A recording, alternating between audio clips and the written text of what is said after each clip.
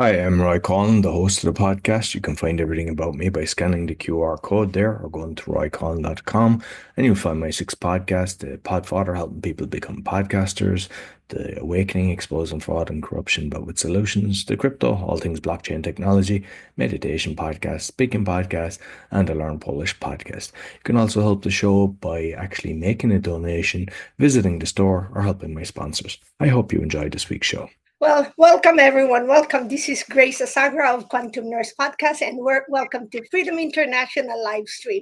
And yes, Matthew and all others can always share the screen, and you too, all our viewers, please do share and like if it matters to you and if it resonates to you. Okay, so today we really go, and as usual, we want to deep dive into the critical events shaping our world with fearless analysis and uncompromising truth.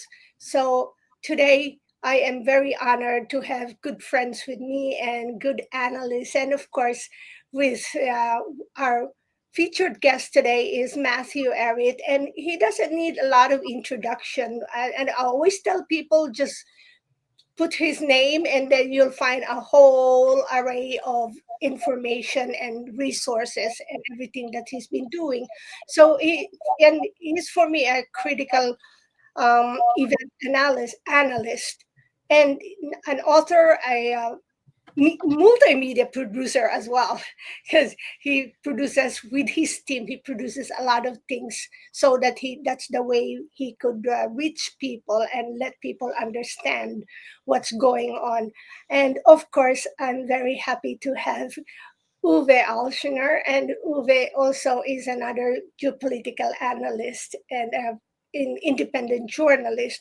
So we're just happy to have those two great minds today. And um, sooner or later, someone else will come, and our good friend Drago Bosnic from BRICS. And I'm always very honored to have Roy Colan, whom Roy Colan and Hartmut and a few others.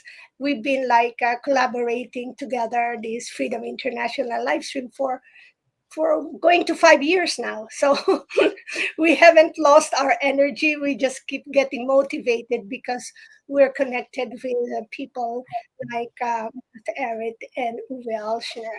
So thank you very much. And um, let me see. Hey, Drago. Thank you. And there's Drago Hi Bosnic. everyone. Sorry about being late. My camera is the issue as always. So let's see, where was I? Well, maybe. So the topic that I was thinking now, because more than ever, as I always say, that this is the time where all of us should continue and never let go of studying. And words like Malthusian, it's been like heard for a million times, but maybe we could truly understand with Matthew leading us and going to this conversation on how an Austrian and British Malthusian brainwashed a generation of Americans. And of course, since many things are currently going on, especially in America with the current administration, and then Trump is started with a very strong start, and whatever that may mean for us and for others, let's connect that. And as I continue, sometimes now and then I would listen to the confirmations of different figures that Trump appointed. You could really see some of the shadows that this brainwashing continues. So I thought, Matthew, he will be the best person. And of course, thank you as always to all of you there, our first time viewers. Please continue to connect with us. Matthew, how about you start where these people can find you? Why don't you just invite and tell them the volumes of books and many things that you have accomplished and continue to do? Now, yeah, I wrote. Okay, sure. Yeah, thank you for the always very gracious introductions, and I'm super stoked to just improvise and chat with you guys. Drago, Uwe, what a fantastic surprise to have you guys come into this conversation. This is going to be good. So yeah, thank you, Roy. Thank you, Grace. For myself, yeah, I wrote a lot of books. Clash of the Two Americas is where I guess a lot of the content of today's considerations are going to be derived from that 4-volume book series. Sort of trying to, where I did my best to try to reconstruct in the best way I could a better story explaining the events from 1776 through the various precarious moments in U.S. history leading to our current moment, which is a historical moment, underdeveloped as it is, caught between two systems, two possible paradigms for the future. And I really wanted to try to find what would be what is it about America that allowed it to survive or to come into being in the first place, and then to survive attacks from the outside as well as from fifth columnists representing the deep state from within over 2 centuries? And what was it about that ability to survive that was tied to something which is premised on the principle of win-win cooperation, an idea of natural law, and a consideration which today is ironically being defended principally by those nations that are deemed by most people to be the most un-American nations of the world, China, Russia, and the broader multipolar alliance, which has really taken up that torch, representing that higher idea that it's not might makes right, but rather right which makes might, in that our self-interest should be predicated upon creating the basis of peace, cooperation, not divide to conquer, not subjugation of the masses for the benefit of an elite. So that's a historical irony that I wanted to just shed light on, and considering that today the way that we are being steered like cattle has a lot to do with our susceptibility to playing by rules of a game which is rigged, that we cannot win. And among those core rules in the sort of the terrain of the mind, right? Because the history is shaped by ideas, good ideas and bad ideas. But in that battlefield of the mind, the mechanism of control is are these false opposites, these controlled oppositions. And we're given false choices to give us the illusion of freedom, but we'd have none of it if we play by these rules. And in the West, the way it's been geared is that you either have to be a champion or an adherent to top-down thinking alone, or which is sort of technocratic, very cold, and it usually takes the form of a Keynesian mindset, which has largely penetrated most of the liberal and democratic left establishments of the world, especially during the Cold War.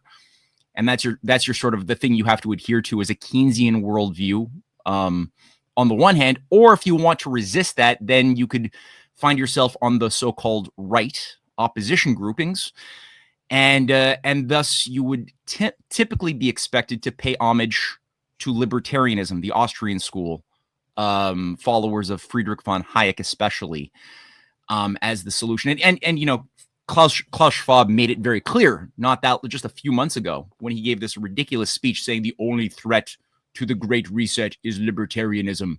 And it's like, come on, if you say that out loud publicly, you're basically trying to get people to become libertarians.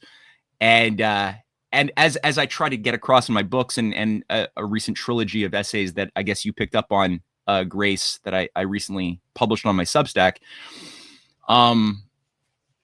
both Keynes and John Maynard Keynes and Friedrich von Hayek were lifelong friends. They were part of the exact same conspiracy. They were pushing the exact same core axioms embedded within their seemingly opposed structures of political economy. The identical axioms, as far as a promotion of a belief in Thomas Malthus, in the socialization of Darwinian principles of natural selection onto the macro system of human life, the laws of the jungle as such. They just had different sort of approaches mechanically on how to manage those assumptions. World government was another big assumption that they both actually extolled, and people who are libertarian might be surprised to hear that a high priest of the Austrian school like von Hayek would promote world government, but read his Road to Serfdom and the last chapter, and he does. So just like Friedrich von Hayek, just like John Maynard Keynes. And the reality of what the principle is that I identify as being exhibited by Russia and China and the broader multipolar alliance today in its best sense, not that there aren't problems, but in the best sense of it, could be found in the lost traditions of the American system of political economy that people like Franklin Roosevelt fought for, revived in his time while president, that John F. Kennedy tried to revive again earlier. Lincoln, McKinley had embodied that when they were killed. And that is something that is just lost in this polarizing debate of left versus right, top down versus bottom up dichotomizations. And so, yeah, I'm hoping we can flesh through some of that for the audience today. Thank you, Matt. So how about we start with, maybe sharing what are their core beliefs? And from that question, perhaps if you wanted to start sharing already whatever you have in the screen, please feel free. And to Roy, Drago, and Uwe, please feel free also to come on and join us with this conversation, okay? Yeah. Does anybody else want? You want me to just jump in with an image or two, or does anybody else want to? I mean, I'm happy to listen to what you have to say. So I'm enjoying the masterclass on this. All right, cool. Yeah, sure. So yeah, like Grace said, just hop right in. I do talk a lot. It can be a bit of a fire hose sometimes, and I apologize. So yeah, just break in if you need to. But I'll try to stop and give some silence so people can ask a question. Yeah, Grace just shared my screen. And for those who don't know the faces of Friedrich von Hayek and John Maynard Keynes, so that part of the creation of this dichotomization that became the foundation for the reorganization of the Republican Party, the most conservative parties in the West, which became infused with this Austrian school ideology during the Cold War, and the liberal sort of parties of the Democratic Party in the US, Liberal Party of Canada, that became infused with this Keynesian ideology. This was largely sparked in a very contrived debate in 1932 in October, during the height of the Great Depression, when people were at their maximum despair. You know, they'd been living under several years already of death and decay and famine across the transatlantic. And of course, as I get through in my books and these articles, the Great Depression itself, just like today's Great Reset agenda, was very, an organized, controlled demolition of the Western banking system. And that controlled demolition had a lot to do with the transformation of an industrial orientation, which America traditionally had in the 19th century. And especially after the death of McKinley, there was a 30-year period where it was mostly traders dominating the U.S., Washington, D.C. There were patriots in Congress, but mostly between Teddy Roosevelt, Woodrow Wilson, two promoters of eugenics and two promoters of the Anglo-American special relationship, all the way through Calvin Coolidge and President Herbert Hoover. What you had was a foreign-directed takeover of the U.S. Some of this peaked in the 1913 creation of the Federal Reserve and the income tax law under Senator Aldrich, who was closely baked into the Rockefeller machinery. The Vorburg banking machinery had also gained a huge amount of influence into the U.S. establishment after the death of McKinley. Even before that, really, after the death of Lincoln, it had gotten really powerful. But really, after McKinley was murdered in 1901, this thing got really out of hand. And again, these groups began turning the U.S. into an Anglo-American recaptured state that would act more and more like an empire, imposing in its imperial system abroad through military force. And we saw this with the United Fruit Company, the entire deep state complex that began to smash governments that were trying to defend their national interests in the Philippines and in Colombia and in Latin American countries galore. And this was Teddy Roosevelt's abuse of the Monroe Doctrine. We saw that get out of hand. the forced privatization of vast sections of small countries' interests into Standard Oil.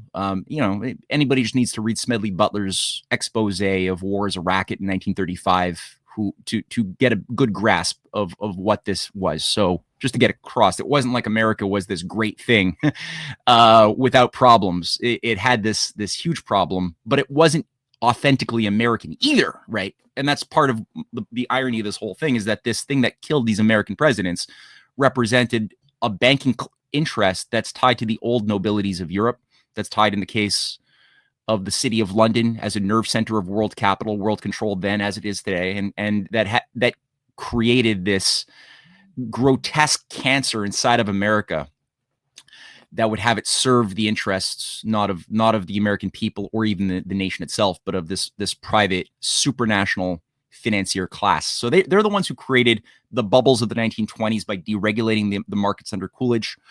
They pushed massive ideological free trade, which benefited only a speculative class that created a giant unpayable debt bomb and bubble based on gambling with people's savings. And that peaked in 1929 when there was a coordinated calling out of broker call loans. And at that moment, when there were as the story goes, everybody who was on the JP Morgan's preferred clients list, including, high-level members within the U.S. government itself that were in charge of Coolidge's economic policies, if they were on the preferred clients list, then they had insider knowledge and were able to sell their stocks before the coordinated blowout of the banking system. For those not on the list, they didn't know and they lost everything. And there was a massive wealth transfer. So the economy was driven down into shambles by design, and the agriculture, the farmland that was purchased by these speculators, these financial interests, the real estate which is purchased for pennies on the dollar when people were foreclosed upon, was not it was not turned into productive things. They kept the agriculture stagnant. They kept the industries foreclosed and shut down. So it's not like they wanted to do business or make money even. It would have been better business and they could have made more money if they worked to reactivate the physical economy, but they didn't, because the idea was not to do things for money. Although we have been told here in our present day that everything is done for money. It's not true. There's a higher, if you control trillions of dollars, you don't care about money. You care about power. So they kept the economy in a desperate state, and people were very susceptible by 1932 to all sorts of ideas that would have involve, flushing their freedoms for the sake of being able to feed their kids. So a lot of new political economic doctrines were being floated, which were, many of them were reprehensible and weird, but they were being sort of treated more seriously. Italian corporatist fascism was one of them. The various variations of corporatism in a fascist veneer were being spread all over Europe, in Vichy France, in Germany. We saw that under the National Socialists, who had their own, idea of what fascism was, but it still required the capital of City of London, Bank of England financiers, Wall Street bankers and industrialists that had to pour tons of capital and support into the Nazi war machine to even make, or Nazi machinery in general, to make it viable. So it wasn't like a truly nationalist thing at all. And it was very eugenics oriented, as they all were. So all that to say, 1932 was when you had, within the London School of Economics, which was a Fabian Society school. It was created by the Fabian Society, a think tank geared to promote a global reset of civilization under a bunch of misanthropic, anti-humanist British grand strategists like H.G. Wells, Bernard Shaw, the Webbs, Beatrice and Sidney, and many others. Bertrand Russell was a member of the Fabians for a period. They created both the Labour Party in 1901 as their political branch in England, and they created the London School of Economics in 1896 or so as sort of the indoctrination center for a new class of managerial elites that would be trained and then sent back to different parts of the empire to manage basically a restoration of the proper grandeur of global control by a British Empire under a different name. So this school became the hub in 1932 of this very contrived debate between these two lifelong friends, both Malthusians, of von Hayek and Keynes, and their debates were published in the London Times, and this was largely done to try to, both of them were basically debating how to deal with the Great Depression, and on the one hand you had Keynes pushing his doctrine that asserted we have to use government controls to expend capital and to make work, with the logic that Keynes was spinning, which had an element of truth but a lot of lies embedded within, or a lot of fallacies, which is in the Keynes system. It was his idea was, okay, if government spends money to make work, people with work will get paychecks, and that paychecks they will use to buy things, food and soap and whatever, and the act of buying things will create a demand for industries to become created to produce those things they want to buy, and the industries then will, because they need to now produce things, have more demand on the state to build like electricity grids, infrastructure, that the heavy industry requires a lot of energy, a lot of infrastructure, capital intensive infrastructure. And so the idea was then that will then justify maybe the creation of big projects. But so in the Keynesian worldview, the fallacy is that he makes no qualitative differentiation for productive work or non-productive work. In his worldview, it's purely mathematical, and it's purely based on the idea that it doesn't matter that, as one example that people often use, but it's true. No Keynesian can refute this. In his system, it's perfectly fine to pay 10,000 people to dig holes and then pay another 10,000 people to fill the holes up. And because both sides are getting paychecks, the system is going to somehow recover. And it's absurd because you're doing nothing. You're wasting energy, if anything. And, so anyway, it took an element of what the American system tradition that was also being fought and revived at that time. It was Franklin Roosevelt, who was clearly going to become the president of the United States. And he represented a very different current going back to Lincoln and Hamilton.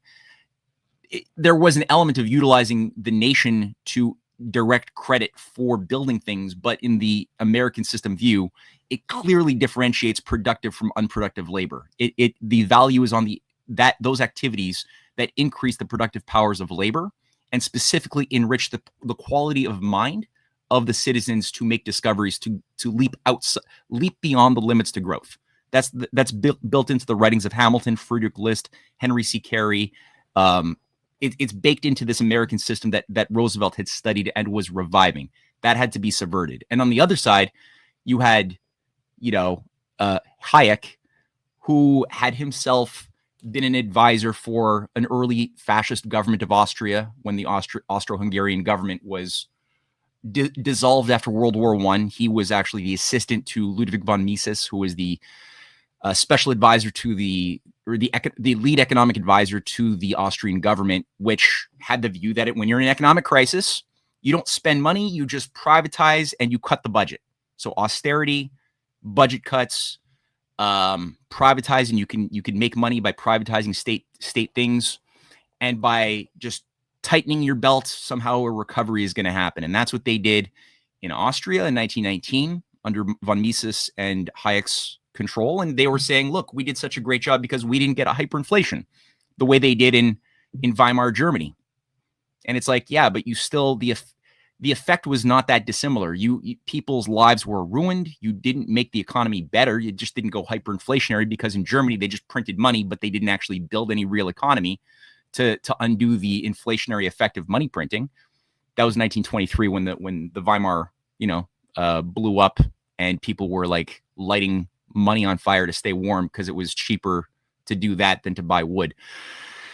But the effects were the same. There was a massive bloodletting of jobs, of security, and it's sort of similar to what's being done today under Javier Milei, you know, where people are saying, oh, look, the economy of Argentina is doing great because of Austrian school privatizations of the economy and austerity.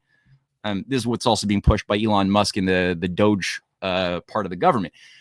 But it's like, if you look at what they're doing, it's an illusion. They're creating money by privatizing things. So there's an illusion of revenue created by Argentina as a state. Just like there was an illusion of revenue being created for a certain period at different moments under Hayek's influence in Austria. But it's an illusion because just like today, if you look at what types of industries are growing in Argentina, it's all extractive. The actual manufacturing, the productive parts of the industry, that's all been shut down.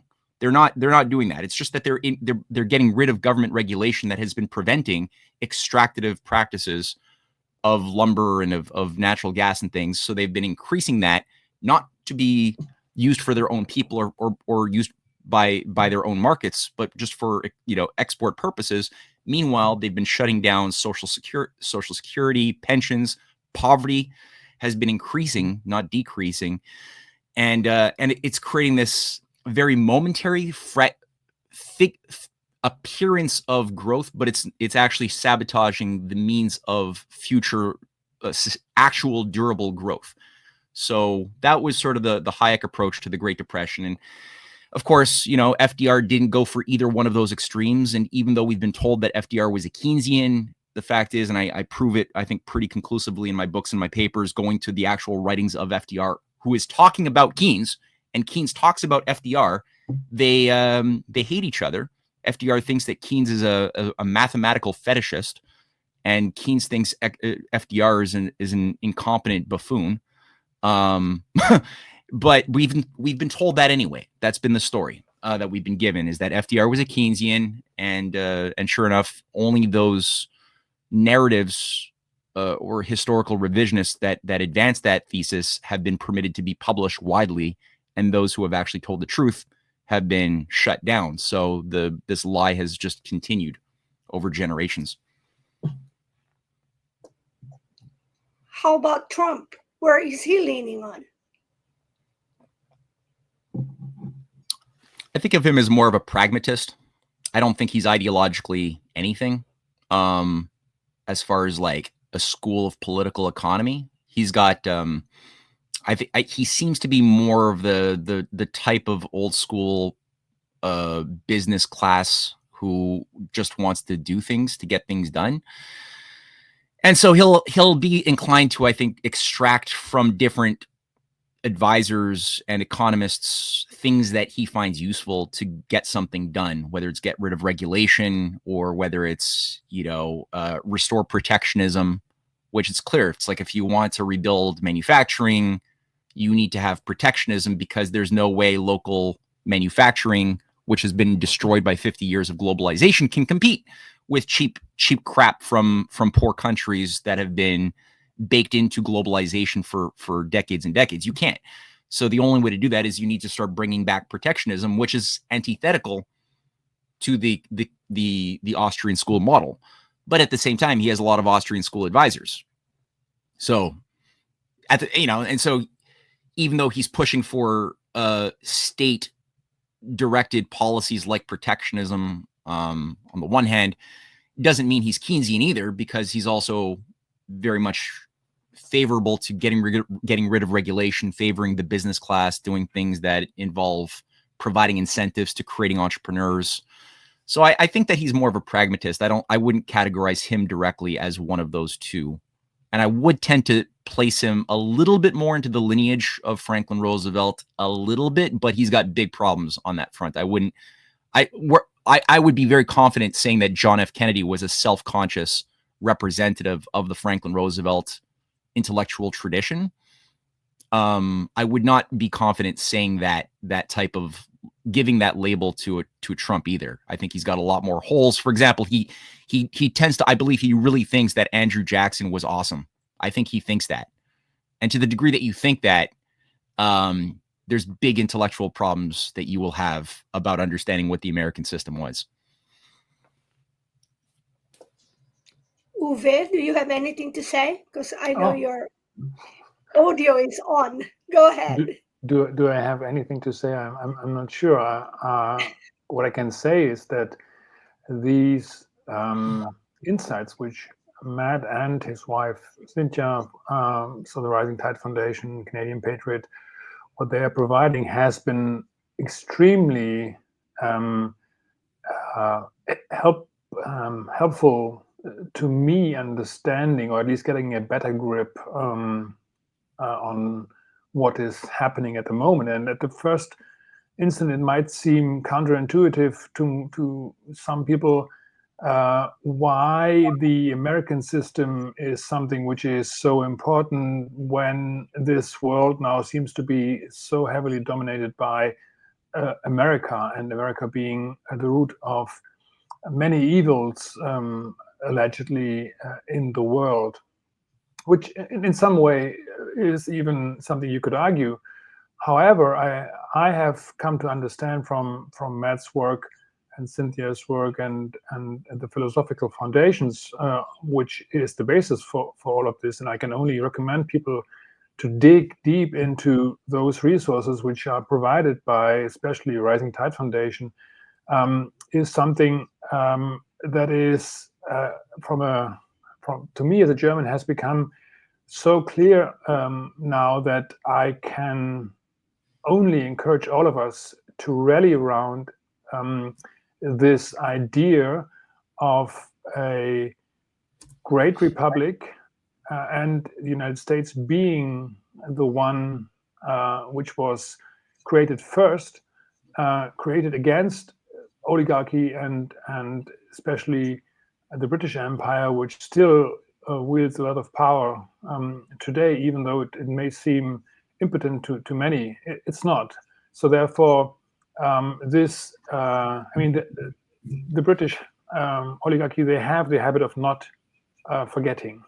They remember the blows they have received and the defeats they have been suffering. So therefore, I think what one can argue what is ongoing now is a concerted effort to take down this American system in its entirety for good, which hasn't succeeded so far, as Matt has been laying out in his books so eloquently. So therefore, I, as a German now, try to raise awareness to my compatriots, to my fellow Germans, to understand that this is something which is behind the superficial veneer of things we get in the news. But what would be more devious and maybe even has more potential to succeed in assuming the sheep's clothing by the wolf, which is the Fabian symbol, just the other way around. Now the wolf jumping into the original sheep, America, and making it appear as the wolf, and everyone else trying to shoot the wolf, which would be, I think, what many people in London and elsewhere would love to see these days. So this is something which I would like to thank Matt for and pointing it out to me in this clarity. And I'm still continuing to learn and to put stuff together. And of course, it's also relevant to what is going on today with all those crisis spots we see on the globe. There's more to it than meets the eye. Oh, thanks, dude. Yeah, no, I love that example of acting like getting America to act like the wolf, and then the people want to kill the wolf, and that is sort of this.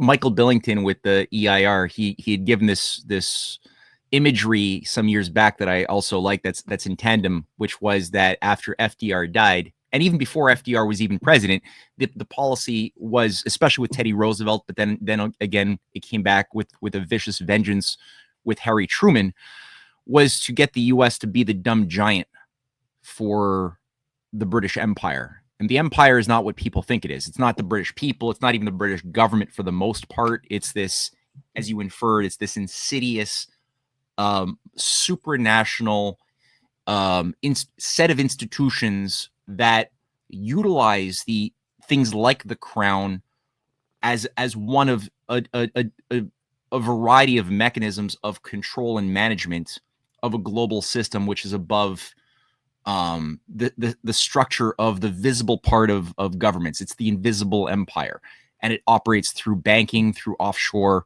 Cayman Islands, operations, which is again a British hub of global money laundering, which is just a necessary part of the maintenance of this official system of empire, which is not supposed to be talked about or spoken about or even looked at in polite society, but it's vital for the system to be maintained. The creation of black budgets, terrorist financing, money laundering from drugs. It's baked in by design into the system from the top. The management of resources in Africa by typically, or up until recently, mostly British Commonwealth connected mineral and oil and gold companies of from De Beers to Lonnerho to Barrick Gold, and that's just part. It's a system that only a few are permitted to be allowed to look at if they've been selected because of they've been tested, they passed those tests, they've been selected, they've been from the right families in most cases. In some cases they weren't, and they were just given a Rhodes Scholarship, or they found themselves invited to an inner club because they had a certain profile and a certain hunger to excel and to be part of the inner clubs, and they were given a different set of experiences in their university, coming out of Eton or Cambridge, as coming into the Cambridge Apostles, which John Maynard Keynes, for example, was a leading Cambridge Apostle. Every year there's only 12 of them. These are those young people who will be selected for greater responsibilities in the management and continuity of the empire after they get out of university. Bertrand Russell was another Cambridge Apostle. Alfred North Whitehead was another Cambridge Apostle. There's only so many of them, but they get a very different set of educational experiences than your typical college student going to community college in any country of the world, or even most of the students at Oxford or at Cambridge. I would say most of them don't get to be part of the inner club. But for those who do, they get to appreciate these more subtle but very real structures of control that are tied to a system of hereditary institutions, fondies that are transmitted generationally, that are tied to certain families, that are directly connected to the old patrician class that managed the Roman Empire, that had former iterations even before the Roman Empire became the Roman Empire, in the Grecian aristocracy and the Egyptian and Babylonian aristocracies. And I don't think that those all disappeared with the collapse of the Babylonian Empire or the Persian Empire or the empire that Greece became after it abandoned its better republican traditions and became more imperial. I don't think that those families or the associated mystery cults that became today's modern secret societies, but they're directly tied to the old mystery cults, the initiatory degrees of cults that were active and shaping the wars, the intelligence, the counterintelligence, the acceptable religious cults of the ancient world. There was a high priesthood that had managed a system of grooming and sustaining its system of control, also through banking. People, the cult of Delphi, or the cult of Apollo at Delphi has been demonstrated to be one of the dominant banking hubs of the 4th century to 2nd century BC. And people kings would travel from abroad to be told what the gods would want them to do politically, that the high priesthood would interpret from the doped up priestess, the oracle, the Sibyl, and they would pay tons of money. And with all of this accumulation of fortune that was being given to the priesthood, they were able to start doling out loans, to both sides of every conflict. And you could see just how easy it would be to get superstitious kings and generals and businessmen to start making decisions that would affect the lives of millions, based on what the oracles told them to do. And it's not that dissimilar from the astrologers that have penetrated White Houses, parliaments of Latin America, the US, that advise, you know, kings and presidents and prime ministers. And it's a thing, you know. Ronald Reagan had White House astrologers coming in with him and Nancy getting seances. Calvin Coolidge had mediums coming in throughout the 1920s telling him and his whole cabinet what they should do for foreign policy and for economic policy. And it's a thing. It's a serious thing. And you could see how if you can get decent people, you know, a lot of these people are not are not bad. They're just superstitious. They don't know how their minds work. They become very susceptible to taking on advice from very compromised priestesses and oracles and whatever channelers that are highly controlled by intelligence agencies that just want to destroy the lives of most people to enslave them at the end of the day, you know? So all that to say, this is where I just see that FDR had a pretty good mapping of this occult agency. He developed a good sense of it while he was the naval secretary during World War I. He was the secretary of the Navy. And in my research, including in a new book that I just published, Revenge of the Mystery Cults, Volume 2, it was FDR that carried out the best counterintelligence of the occult networks of Aleister Crowley that had a huge penetration into the U.S. White House of Woodrow Wilson, that was transmitting information across the ocean at Montauk to German High Command, that was being advised by a bunch of theosophical connected anthroposophists like Rudolf Steiner, who was advising von Moltke, the general, the head of the general staff of the German army. he had his personal guru in the form of Rudolf Steiner, who had formerly headed, you know, Lucifer Gnosis magazine for the Theosophists, and was the head of the German Theosophists for many years before he branched off in 2012 to create his own spin-off group, which still carried most of the core cosmological like theories of Madame Blavatsky and Annie Besant. A lot of that was still just carried over, but given a bit more of a Gnostic Christian rebranding for people who didn't want to give up Christianity so fervently. But yeah, he became the guru of the guy who became the head of the German army, and made all of the terrible decisions and fell into every obvious trap that Otto von Bismarck never would have fallen into. This guy von Moltke was given all of the advice, to the worst advice ever, and just had the worst instincts and got Germany enmeshed in a totally unwinnable, wasting war. And a lot of that was made possible by the intercommunication of these occultists on both sides of the ocean, and this huge penetration around Aleister Crowley in the United States was really important. And FDR and the Office of Naval Intelligence had the only competent detective agency that I could see that was actually on the ball, that wrote reports that were declassified many years later that I've read, going through a mapping of what these agencies were and how they were being sponsored by the Sleepy Hollow Country Club of William Rockefeller, which was sort of the British Anglo-American intelligence operations set up that generated the Jekyll Island meetings, that oversaw the creation of the Federal Reserve, that saw the creation of the IRS, that saw the creation of the FBI, and it was all steered by British intelligence before World War I, and it was interfacing with Aleister Crowley and this whole thing.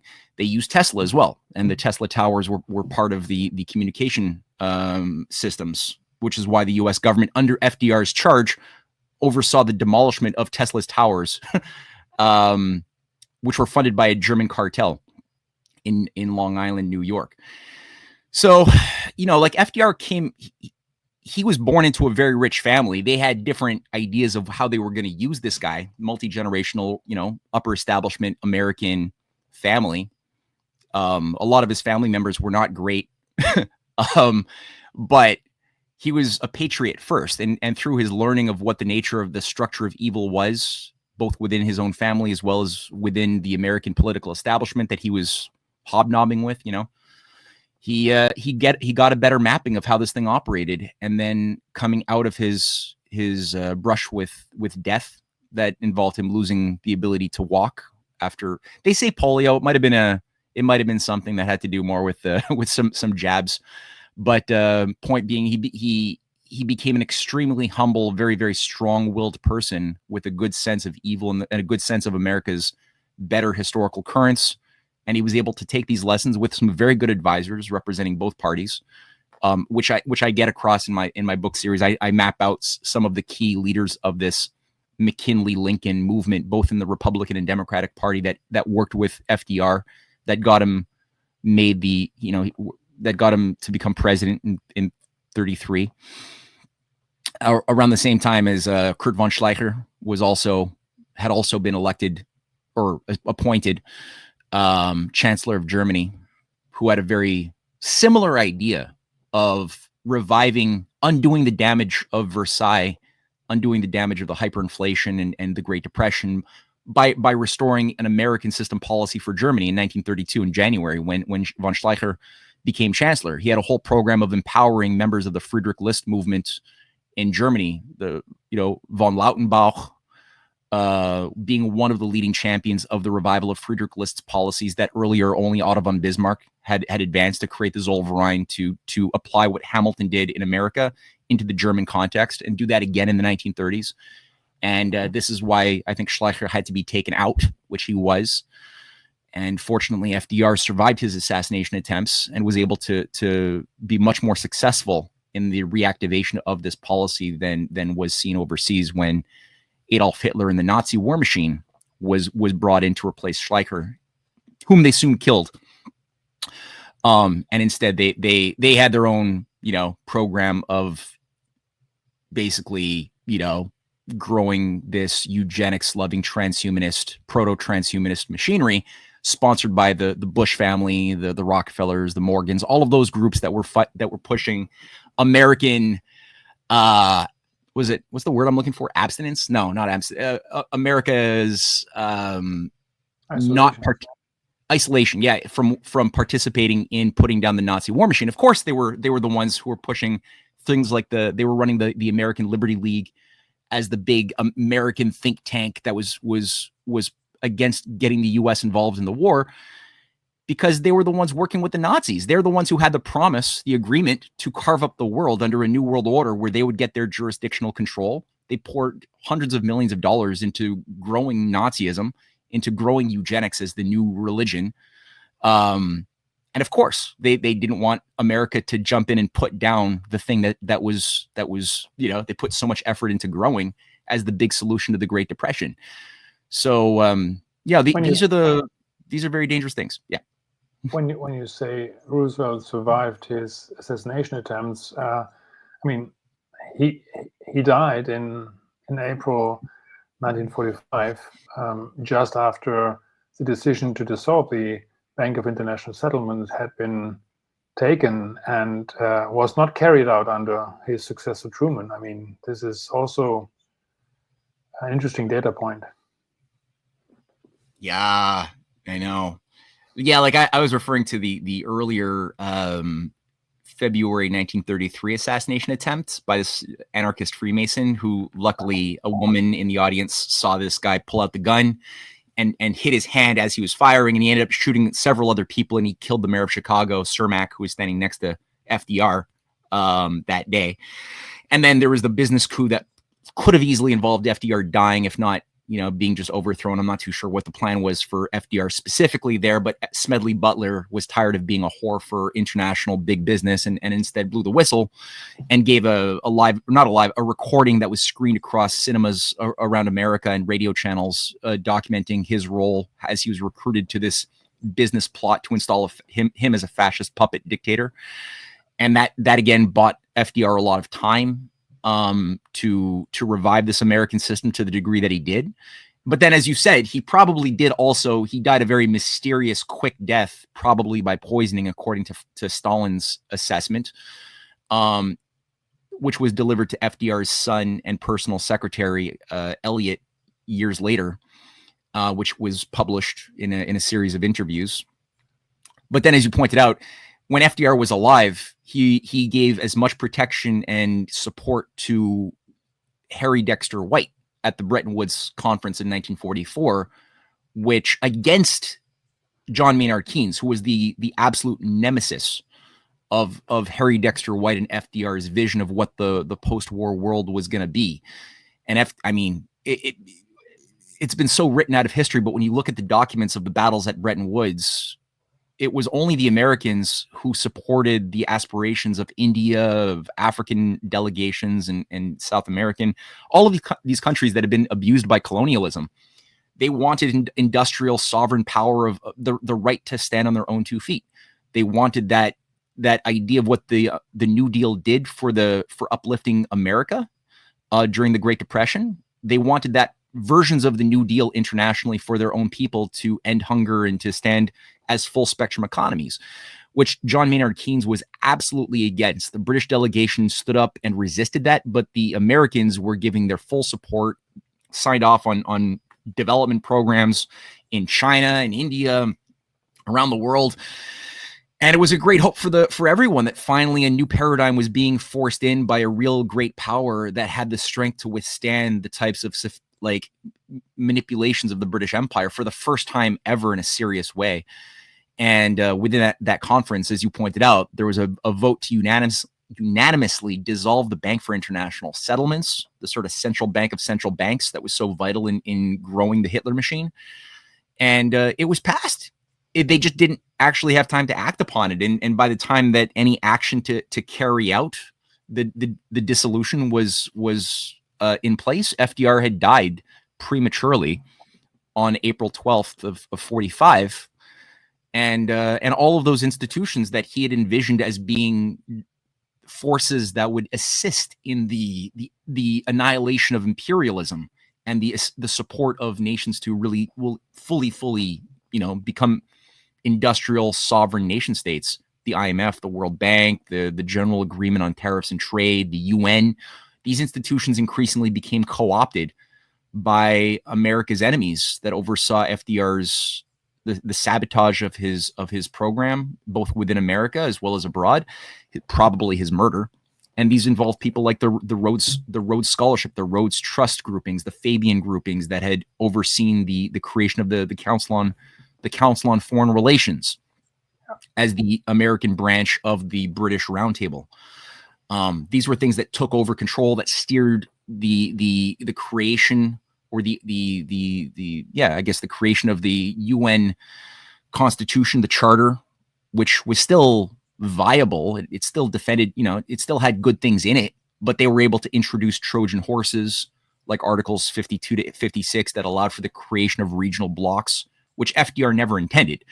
But with those Articles 52 to 56, these were like the Coudenhove-Kalergi articles that Kalergi had been advocating since the 1920s when he was still overseeing the pan-European fascist movement that Hjalmar Schacht was a member of.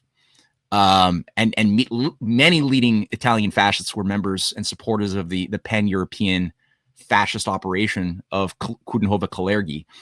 Otto von Habsburg became a leading figure of this thing for many, many years. But when he would come to America, and he wrote many books about his travels to America, he was directly interfacing with the Council on Foreign Relations. That was his prime headquarters, and that's what he was working with when he was overseeing the drafting of things like those articles in the UN Charter that allowed for the creation of NATO, that allowed for the creation of the EU. Without those articles, there would be no legal basis for the creation of NATO in 49 or the EU later on. So they were Trojan horses by design to subvert the type of policy of protecting sovereign nation states that was embedded in Articles 1 through 4 of the UN Charter, or the non-intervention into poor country, into the idea that war for dominance would be made illegal was a very important concept of the UN Charter as well, that became sort of worthless if you have these regional blocks based on Hobbesian political logic of pan European fascism. It didn't really matter anymore. The same thing for the North American Union idea that they're also trying to create, modeled on the Coudenhove-Kalergi model. That was something that's also been a thing. So yeah. Matthew, question regarding the Council of Foreign Relations. Are countries like China and Russia, are they part of the Council of Foreign Relations? And how does the President of the United States have the power to get us out of the Council of Foreign Relations? It's just a private think tank. It's not a thing we're in or not in. It's just a think tank that's been grafted onto the U.S. think tank apparatus, and it's just super influential. And yeah, you don't have to listen to it or abide by it. That's Hillary Clinton called it the mothership when they set up their Washington offices, because they were originally just set up in New York, and originally they were crafted in 1919 by a roundtable meeting at the Hotel Majestic in France. That was the meeting that happened in conjunction with the Versailles Treaty and all of the programs that Lord Alfred Milner and his associated roundtable clique had overseen to dissolve things like the Ottoman Empire, the Austro-Hungarian Empire, after World War I was finished, a war that they artificially had orchestrated years even before World War I began.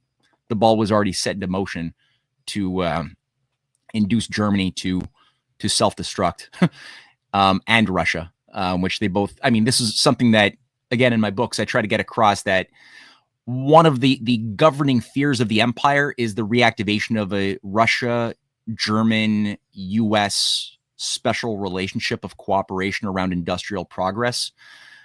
That had been seen in contexts like in the wake of Abraham Lincoln's victory over the Confederacy, as the American system was spreading and was being embraced most wholeheartedly by Otto von Bismarck's Germany and Tsar Alexander II and III's Russia. Which also had received a tremendous boost when the Nord Stream pipeline agreement between Germany and Russia were struck in the 2010, 2012, something like this, between Merkel and Putin. Yeah. This was a huge scare for. I wanted to say to the private think tank character of the Council on Foreign Relations, which is true. Of course, it's private, but we've heard so much about the grooming of politicians who will go through various programs and be assessed and characterized and profiled. But in terms of foreign policy, I think at least in the Western Hemisphere, there's hardly any staff member who gets picked for positions in foreign offices or even parliamentary committees who has not been assessed and trained by Council on Foreign Relations, Deutsche Gesellschaft für Auswärtige Politik, Chatham House or whatever. So this is also an important factor below everyone's radar, because most people don't understand the importance of those staffers who provide the daily work for those people who eventually go to conferences and agree on stuff. This has all been prepared by people who need to be trusted. Right. Yeah, good point. And no, China doesn't have. There are think tanks in China, but it doesn't have the same relationship. I don't think that there's any roundtable think tank that has any influence in China at all. I don't think that there is any evidence that I've seen that such a thing exists, or in Russia. If there was any type of think tanks that were tied to them, it would have grown up in the case of Russia in the 1990s and probably shut down by now. Russia kicked out George Soros and shut down the Open Society Foundations back in 2015. They probably waited way too long for that, but it happened. China was smarter. They kicked out Soros and shut down Open Society Connected Foundations back in 1989. So they were much more intelligent and on point. They didn't allow for a Gorbachev moment to strike China. That nearly did happen in the late 80s, called Tiananmen Square. But there's in the West, like Uwe was saying, there's a vetting process. So it's you've got these sort of secular priesthood churches, grooming centers that you have to pay fealty to for most people who want to play the political game. And you'll find that a disproportionate number of high officials who are going to be appointed to positions of real political influence tend to be processed in varying degrees through these vetting systems manifested by the Brookings Institute, which, might be a little bit older than the CFR, not quite as powerful, but still very powerful, and it was run for many, many years by Strobe Talbot, a Rhodes Scholar, who brought in another Rhodes Scholar, Jake Sullivan, and another Rhodes Scholar, Susan Rice, who all worked together to, oversee the 1990s perestroika. That was Strobe Talbot's. He was the point man, interfacing with Al Gore and George Soros in Russia.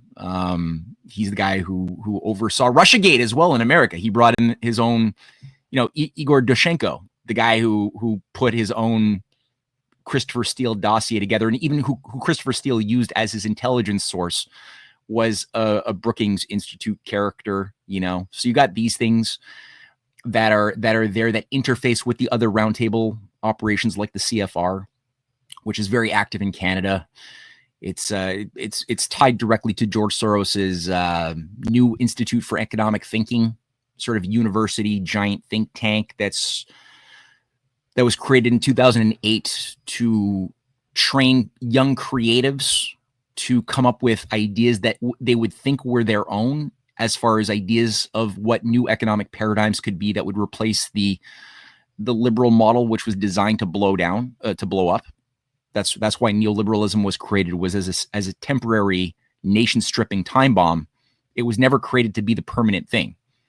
But, when the time bomb blew, there would need to be a new system brought online that would have 21st century characteristics of feudalism. And so they had to sort of encourage young people to come up with ideas that they would be paid for. And Soros's Institute for New Economic Thinking was designed to be that thing that was, again, tied very much to the Canadian roundtable movement, which provided its early funding. Still very active today. Actually, it's based upon the original new economy policy directly that was brought into Russia in the 1920s. It's not that different, history's not that. There's a repetition.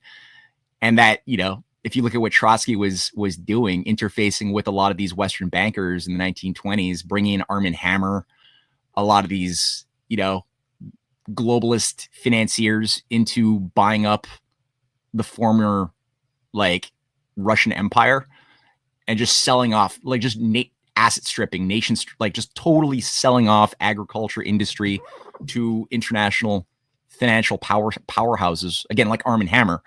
That was a big part of the 1920s. And that's the new economy policy. That's where Soros got the name for it. That's where George Bush Sr. came up with the name, whether it was him or some other Trilateral Commission member, I don't know. But Operation Hammer in 1992 to apply to Russia, to prepare the privatization of Russia. That was Operation Hammer, was Arm & Hammer. It was an homage to Arm & Hammer.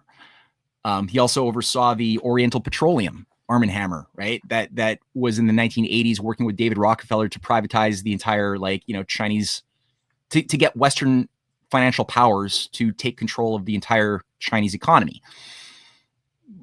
That was, yeah. So let's chime in some detail about the privatization of East Germany, which was overseen by Hjalmar Schacht's grandson.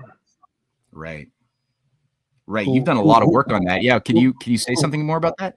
Yeah. So privatization of East Germany was conducted via the Treuhandgesellschaft, which was a trust basically, where all the companies and industry of East Germany were put together, and it was put in charge of first quite independent politician manager, Detlef Carsten Rohwedder, who was assassinated when he resisted a strong deindustrialization and selling out to Western conglomerates. So he was assassinated, and it was tied to a Red Army faction, so terrorists who assassinated an honored German manager, and everyone was crying crocodile tears about this. But in fact, it was something much more sinister, very probably, that there was someone who was resisting this push for deindustrialization. And in his stead, Birgit Boyle was appointed. She had been, so she's tied to the Schroders banking conglomerate. So Schröder, Münchmeyer, Hengst and Co. was a German private bank which went down eventually. So she was from the Münchmeyer section of that Schröder, Münchmeyer, Hengst and Co. And so therefore she has been a daughter of one of those major bankers, tied to also Kurt von Schröder, Hitler's member in the BIS directorate, who also was a Schroeder's guy. So and her what's the word in English? I keep forgetting. So her right-hand man was Norman von Scherpenberg, and von Scherpenberg was, as I said, the grandson of Hjalmar Schacht, and his first name, Norman von Scherpenberg, is a direct homage to Montague Norman, the director of the Bank of England in the 1920s, who, of course, handled, as Matt and Cynthia have pointed out, handled Hjalmar Schacht for the oligarchy and steered him. Schacht had been basically a nobody before he became Reichsbank president. He had some.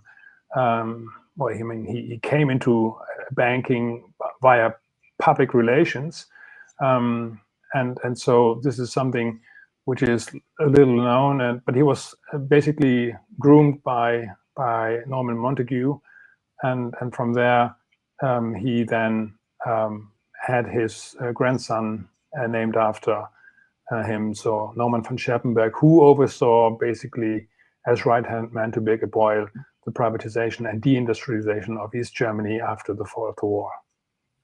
Wow. Yeah, that's crazy, eh?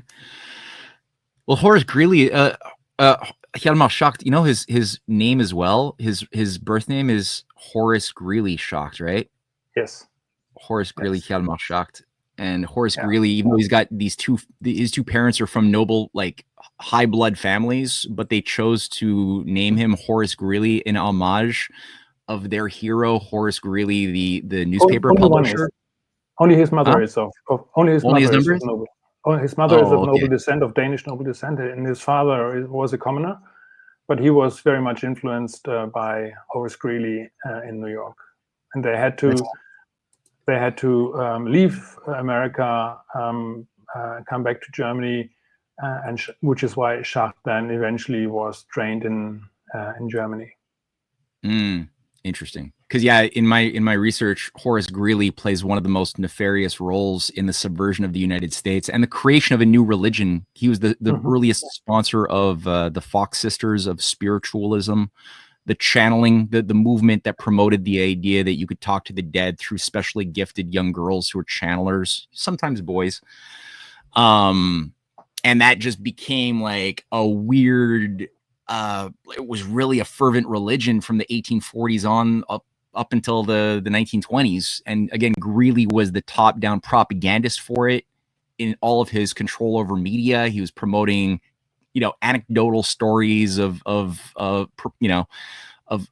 different people giving testimonials of how this works in levitation and other things, just driving the population insane.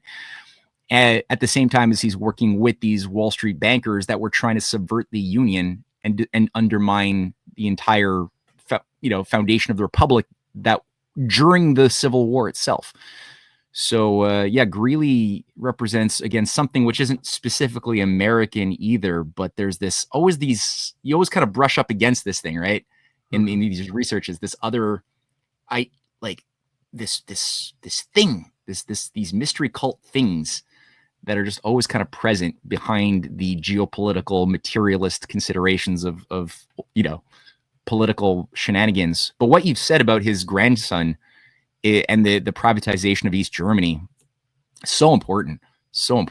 It's it's crazy. I mean, there's another. No, sorry, Grace. No, go ahead. No.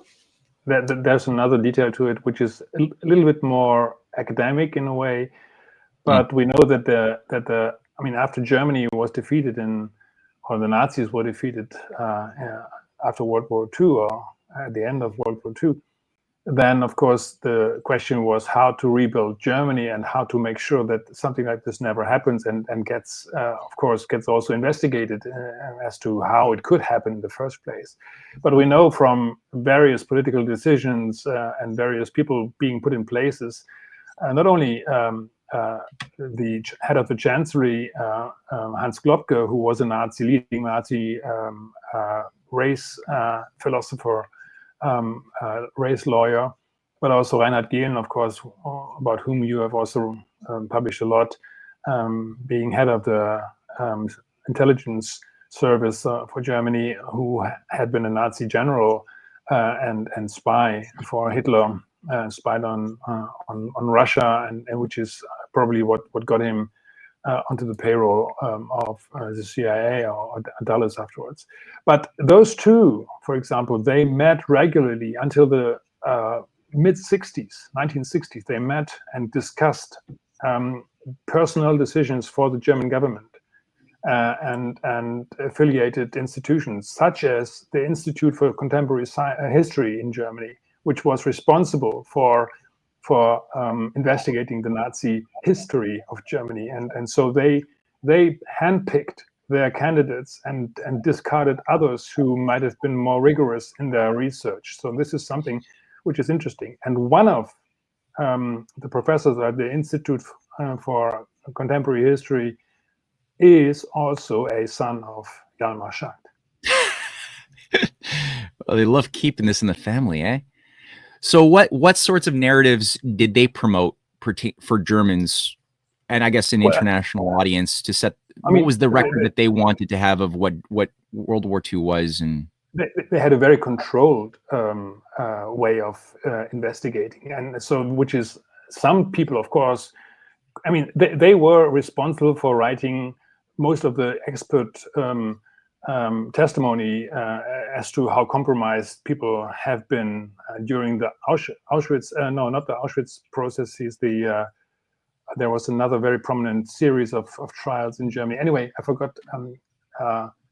So that there is a very prominent anti-Nazi a series of trials in Frankfurt and other places, which was depended on the expertise of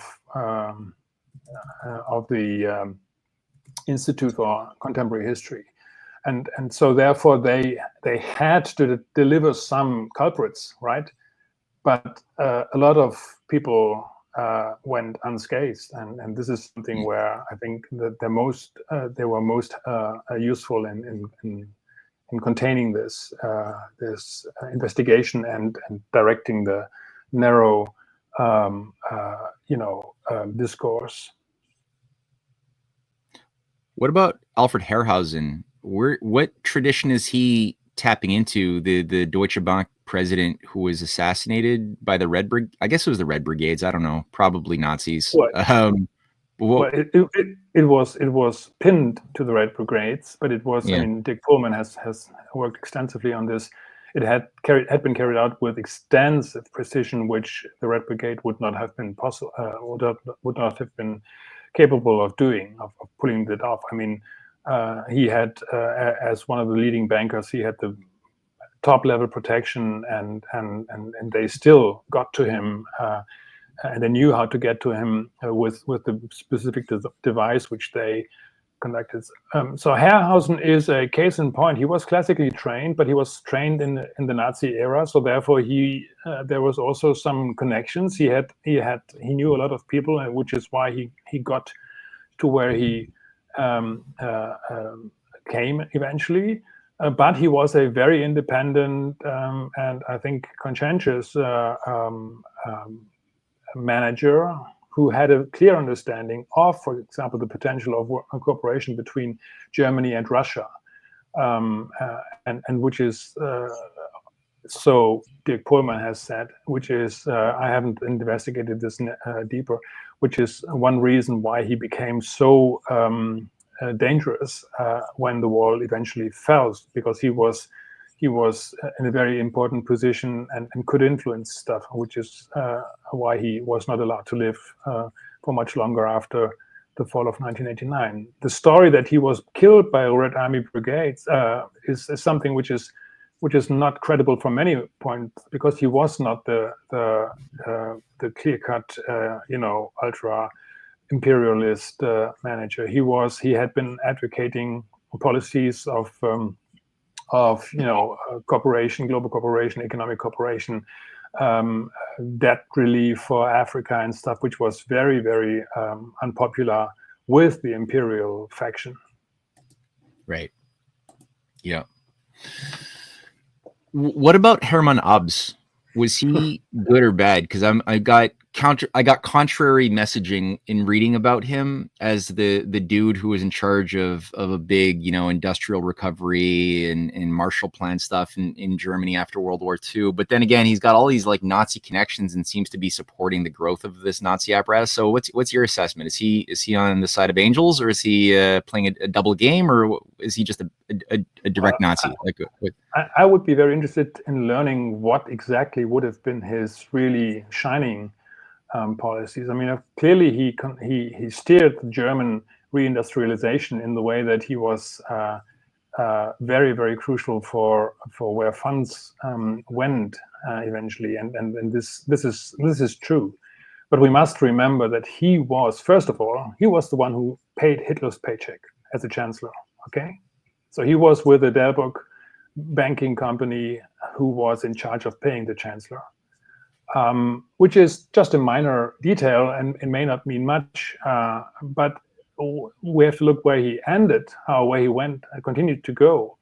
And that is clearly, there's one event, which is the 1952, I think it was, the London Conference, which settled the German debt question, reparations question for good. And it was only after that something like Bilderberg was possible to come into place again. And so Abs has to be seen in this context. And Bilderberg, of course, was something where it is said that the Nazi money, which had been shipped abroad following August of 1944 meeting at the Red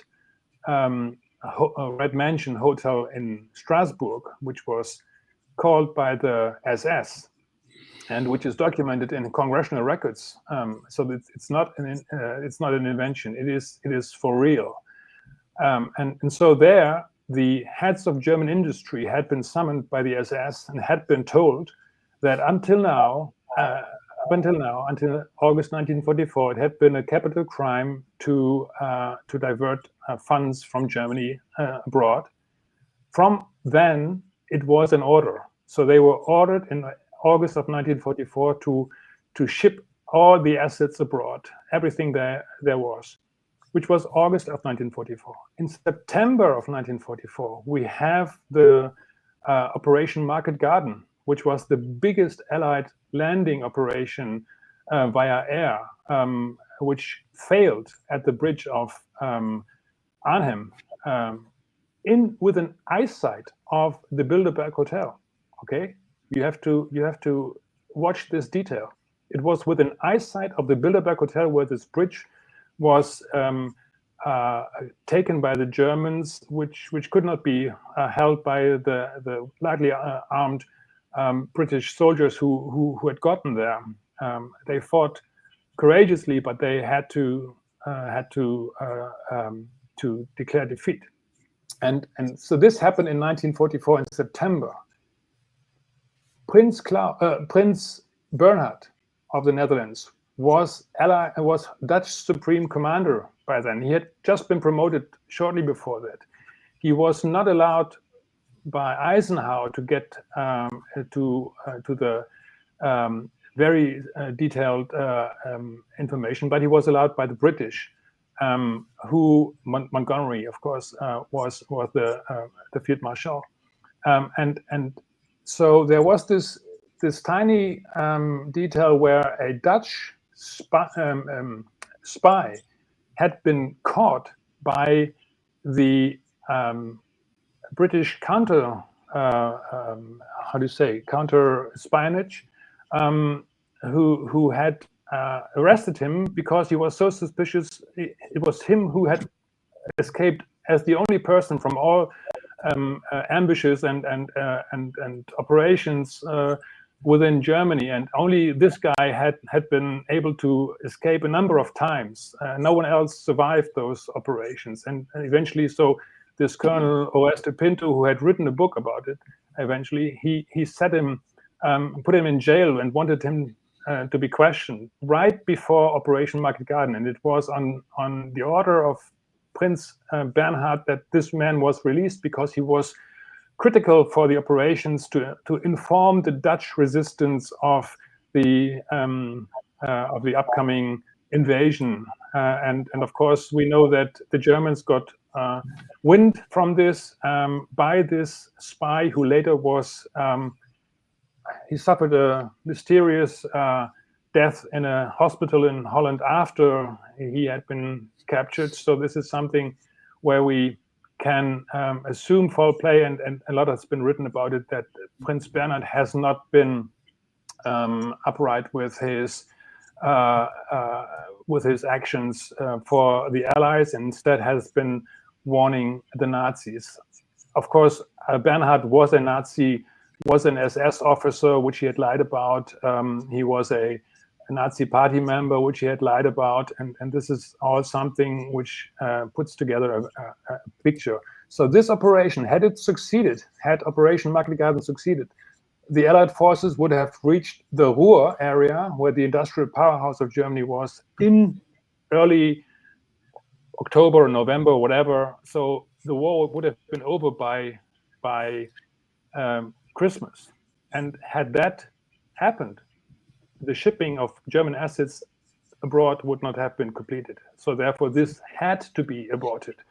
And this is the story of the Bilderberg meeting, which was only so shipping abroad the assets, which later come back 10 years later exactly, at the same place, within eyesight of the bridge of Arnhem, is something which is extremely macabre, and this is something where Abs plays a critical role, Hermann Josef Abs, in facilitating the settlement of the German reparations before this could take place, because this was not possible otherwise. And this is something which casts a serious doubt. There are many more about Hermann Josef Abs and his role with the oligarchy. Wow. Yeah, that's crazy. So much we don't know, and sometimes it's so scary to know what we don't know. Then, of course, the question is always, what are we going to do about it, or can we change anything? So maybe if you have any thoughts, any of you have thoughts on what you have seen in the last 10 days that maybe Trump has been giving orders, because some people, say they're good, some people think they're not good. So, how they will always say also that, is that a continuation of the first Trump, or a continuation of Biden? And there's even a question here from the audience, and saying, you may have touched this already, Matt, but it says, well, what about the number of secret societies again, and organizations related to the Illuminati that are behind the movement to continue to take down the Republic and continue to sell whatever democracy they say what it is? So, and another follow-up question of the same person is, who do you think was really in control of the U.S. for the last 12 years before Trump? Who was in control of the what in the last 12 years? Of United States. Oh. Before Trump or what? So anyway, please, whatever you can share, and Uwe and Drago, and do share your thoughts. Drago, you wanna take a shot at this, or should? Well, I mean, I'm actually enjoying what you and Uwe are talking about, because I'm not as well versed in this as either of you, not nearly. So I'm enjoying. I actually wanted to ask, what do you guys think about Trump's second term? Because it seems to me that his first term was like him defending himself from the deep state for 4 years essentially.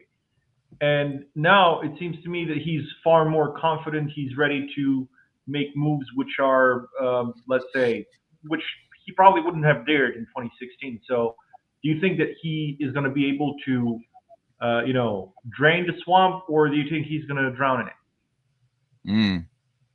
Yeah, it overlaps the previous set of questions too, and great questions. My considerations, I'll share my considerations, what I'm thinking about on this without giving an answer that I don't have. So I'm not going to pretend that I know things. My assessment so far is a bit nuanced, but obviously we can list good things, very, very good things that are disruptive and positive for sure. We can list them.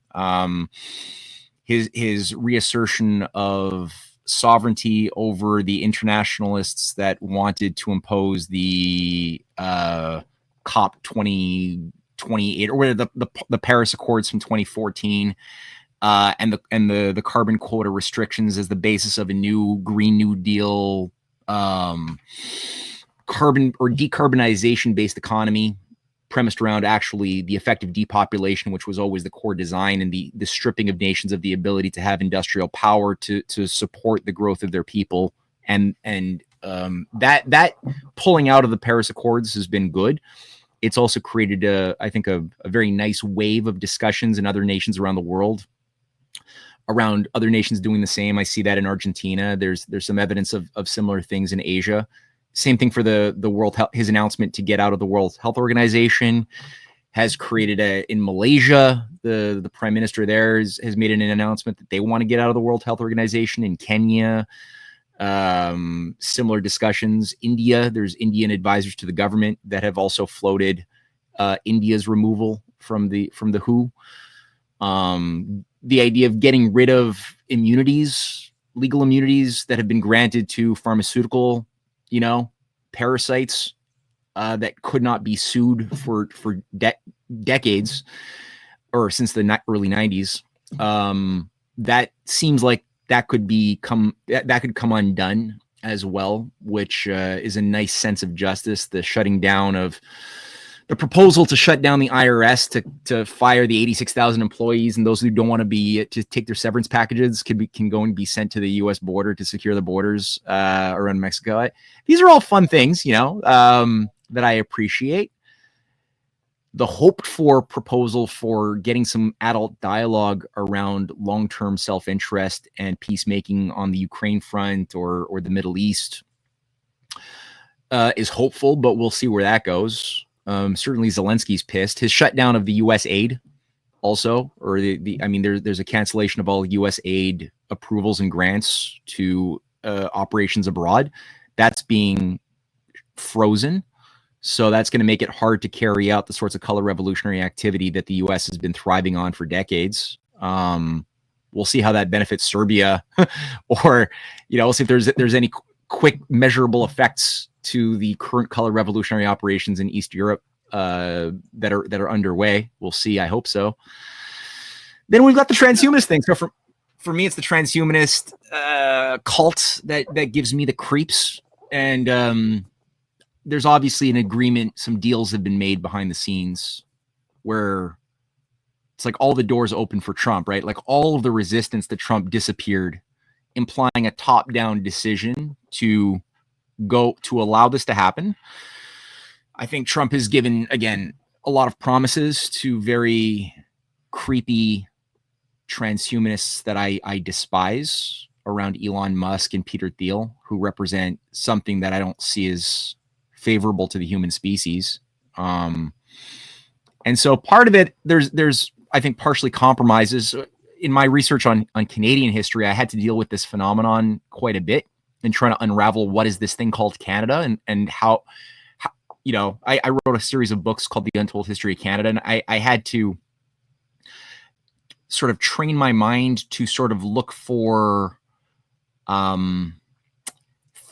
things which were materially good, because I like bursts of technological progress that allows us to uplift our cultural standards, mental standards, educational standards, all these things which the empire doesn't ever want. They don't want those things to ever happen. But they do happen. But why do they happen in Canada when we've been such a controlled part of the great game run by the British Privy Council, the British Empire? We've almost always been controlled by this agency that desires ultimately feudalism as their preferred model of organizing society. So how did we get these bursts of progress? In some cases, there were fights by good people who fought against this deep state. More often than not, though, it was, whether I'm looking at the case of Canada after the Civil War, when there was a big movement after Lincoln came out victorious to join the United States. A lot of pro-Republican figures were active in the Canadian political and business class, which were all saying we either need to have our own republic independent from the empire or simply join the United States, because the US was not yet empire. It was animated by a different spirit than the crappy thing we've seen do damage to the world in our lifetimes.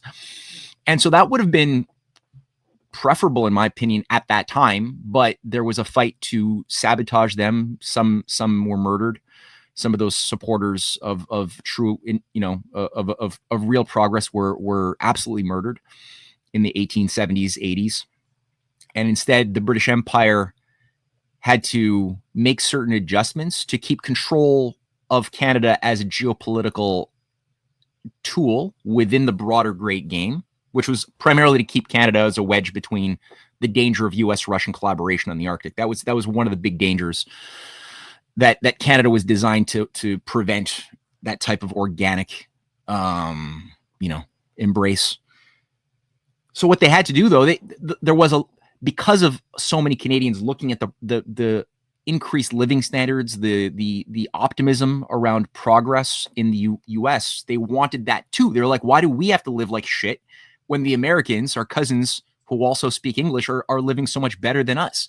And so that cultural expectation resulted in a threat to the empire, where they were like, well, to keep control of this asset, I guess we'll unleash a degree of technological progress, will allow for the development of a rail line, which they would never have permitted that if it wasn't done to keep Canada under the clutches of the empire. Now, does that mean that the building up of the rail lines and the industrial development of the 1870s, 80s, 90s, is that a bad thing? No, it's not a bad thing. I mean, a lot of good came out of it. It pulled together the best of the people.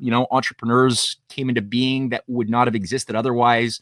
Great innovators and scientists were able to move into that space where there was like a restoration of a spirit of progress encouraged. That's good. That's a difficult genie to put back in the bottle when you unleash technological progress. But they did put it back in the bottle, and it took it took a couple of world wars. It took some economic chaos, economic warfare of speculators, running roughshod for a few decades that started demoralizing and undermining what was done positively on a physical level in the 1880s, 1890s. And the thing was, in the case of Canada, it happened again when it was becoming clear that the Hitler Frankenstein monster was not being as obedient as some had thought it was going to be. And there was a big battle inside of the British High Command over whether they would continue with the Hitler strategy or whether they would abort it and sort of reorganize and fight another day, as Uwe beautifully eloquently outlined what happened as far as the reorganization of strategy through the Bilderberger group run by a bunch of unreconstructed Nazis, and the co-opting of these high-level Nazis into the Western NATO secret armies, right, and CIA. That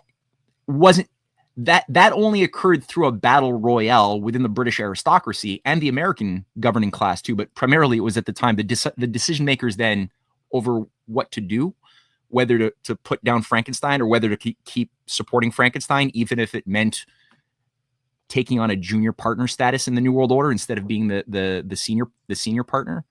They were like, some were willing to take on junior partner status. Other ones were like, no, it's senior partner or nothing. It's too much. We don't want to risk losing that degree of control. So when the Churchill faction ended up becoming successful, who were fascist genocidalists? Churchill was a total genocidalist, asshole. That being said, he was more religiously committed to the British Empire than anything else. So they didn't have the means of production in England to do the work, to do the job. And so they needed to once again unleash a bit of the shackles, the chains against creativity that they had imposed on their colonies, on Australia and Canada especially, which was, okay, we're going to allow, because we need the Canadian resources, we need the industrial base that we destroyed. We consciously destroyed it for decades, but now we need what we destroyed. So we're going to try to figure out a way to unleash it again. And they permitted it. And again, Canada became an industrial hub, technological progress, an optimism for the future was the consequence culturally, things that the empire doesn't like because it's not conducive to feudalistic societies of people who adapt like animals to a cage. That type of culture of intelligent people, positive about the future and building things, right? They just don't want that, but it was a necessary evil. And they're like, maybe we can undo it. Maybe we can figure out how to put the genie back in the bottle, but it's a necessary gamble, so we'll do it. And I feel like I'm seeing something that reminds me of that in sort of the plan to, if you're going to beat Russia and China, and if Russia and China they're not willing to just die, as perhaps was hoped 25 years ago, that they would be more inclined to just sit in the building that would be put through a controlled demolition, and we'll reward some corrupt oligarchs in China and Russia to be local controllers of the New World Order in that jurisdiction, and they'll be happy, lording over their slave class. That might have been the wish for some of those strategists 25, 30 years ago, but it's clearly not the case that the current leadership within China, Russia, and the broader multipolar alliance, they're not on board with that at all. So where you have a real embrace of industrial production, cultural excellence, educational excellence, meritocracy to get the job done within their political class as well as in the business class, it's a very different idea of economics in Asia than we have in the West. You go to jail for speculating on junk bonds or derivatives in China. For the most part, you go to jail. Whereas here, we still practice that as something where we teach students to do in macroeconomics in Harvard. So if you're going to beat them, you can't beat them if you're committed to depopulation and green Gaia cult worshiping woke nothingness. Like, you just can't. Mediocrity is not going to work. And you can't blow out the banking system if you don't beat them first, because if you blow out the Western banking system and they're not locked into the Western banking system, then the world will jump on board the type of the economic power of the gravitational force of China's Belt and Road Initiative and the type of spirit of hope coming out of that type of long-term thinking that puts human beings in a position of real value.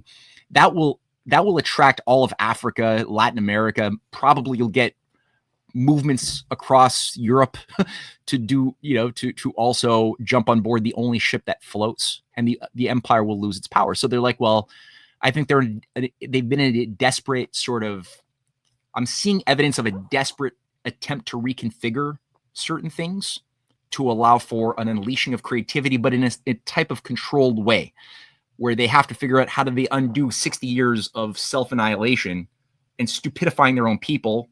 How do they undo that in a way that's going to allow them to compete economically with Russia and China and others? Which, again, I don't even know if they can do that, but I see evidence that they're trying to do that by reshoring industry, trying to figure out how to create sort of that Orwellian model of, like, we're going to have a technate. So I'm not saying Trump wants this necessarily. I'm just saying, like, this is one of the designs being put on the table by people like Peter Thiel or Elon Musk, who do represent this more vicious thing, in my view, which is let's bring back what Elon Musk's grandpa was championing for this North American technate. You guys have probably all seen those images, right? Back in the 30s under Technocracy Inc. With an Iron Dome sort of military shield, like a missile shield, both surrounding this technate that extends from Greenland down to the Darien Gap and below, and through the Arctic, as well as space weaponry. Greenland, we know, is also one of the key hubs of America's Space Force and Space Command, which Elon Musk and Starlink is heavily enmeshed in. So I think that according to the Project for New American Century, neocons and Straussians, which Peter Thiel is a self-identified member of the Straussian movement, self-identified. He wrote about his position of his role within the Straussian movement, within his 2007 essay, The Straussian Moment. It's actually, he called it that. And so, you know, he's not a solo operator. He's sort of a cutout, but a smart one, but a cutout nonetheless, representing dark forces that I've mapped out I'm pretty confident about how I've mapped them out, that would like to rebrand the neocon crusader Knights of Malta sort of ethic of a clash of civilizations, but they need to rebrand it to a new generation of conservatives who have come to be disgusted by the old neocon marketing. And so a lot of them think that MAGA would be a good rebranding that they could sort of retrofit the effects of, but within a nationalist sort of language. But that would be wrapped around kind of like what they did for Nazi Germany. Nazi Germany had a lot of industrial growth, a lot of scientific excellence, which is applaudable in Nazi. Like, look at Peenemünde, right? Like the aerospace engineers, it was incredible what type of accomplishments were being done, and the translation of scientific cutting edge science into the commercial, or not commercial, but into the practicable industrial system was real. So there's a streamline between R&D and practical production, which is very important for any type of functional society. You need to have that connection of you know, pure and applied metaphysics, where the mind exists, making discoveries with the universe and God's creation, with the material part of the economy. You got to, and which also involves upgrading the education system, and, you know, improving the educational textbooks as quickly as possible to incorporate new discoveries, so that you don't get locked into old, obsolete modes of thinking that are crystallized and stagnant, that reject new thoughts. You don't want to allow that to happen. Otherwise you get entropic, you get, you know, you atrophy. So there were good things that were laudable within the German the German fascist system, but it was also wrapped up in thick layers of really bad philosophy and really bad superstitious science around Wotanism, Teutonic knighthood worshiping crap, and all of this weird stuff that Himmler was promoting in Wewelsburg Castle with New Templars. It was crazy. So they layered authentic science with thick layers of crazy. They have channelers with the Vril Society channeling, you know, they had sexual oracles channeling Vril energy for the higher SS purebloods, you know, New Templars to tap into their Teutonic purity of whatever. Anyway, it was, so I do see a sort of 21st century new, or a renewal of these superstitious mythologies, but now incorporating a little bit more UFOs, ET demons, you know, interdimensional alien hybrid blah blah blahs that they're circulating and pushing in the Congress with the, you know, and a lot of Republicans are, as well as Democrats, both, but a lot of the Republicans who like Trump, and I don't think that they're necessarily bad people, have gotten very much swept up into this rebranded UFO disclosure thing, which they're going to be doing. Like, it's going to get loud. And one of the narratives I'm noticing that they're putting out there, even in mainstream media, that they're preparing our minds. They've been preparing our minds for like 40 years, but it's really increasing in amplitude, is the idea that the new technologies that we will begin to start seeing more and more in the energy sector and in industrial sector and other things, we will start seeing a lot more new tech emerge. And they're trying to tell us that all of this came from reverse engineering of alien spacecrafts that crash landed at Roswell and Aztec, New Mexico, and a few other locations. You know, in fact, the CIA just put out some whistleblower promoted on CNN saying, oh yeah, we've actually found 9 crashed UFOs since 2001. 9. Like these, like it's kind of, I get pissed when I hear this because it demands such a stupidification. I don't want to insult people who are listening, but if I am, I'm sorry that I'm insulting listeners out there who might be listening. But it demands such a low-level, unsophisticated mindset to presume that you could even have a civilization that has grown and advanced to such an extent that they could have faster than light speed aircraft or whatever craft that could be so advanced that it could like skip from one dimension to another dimension, that it could enter ours, but yet it can't fly and keeps on crashing into the ground. Like, come on.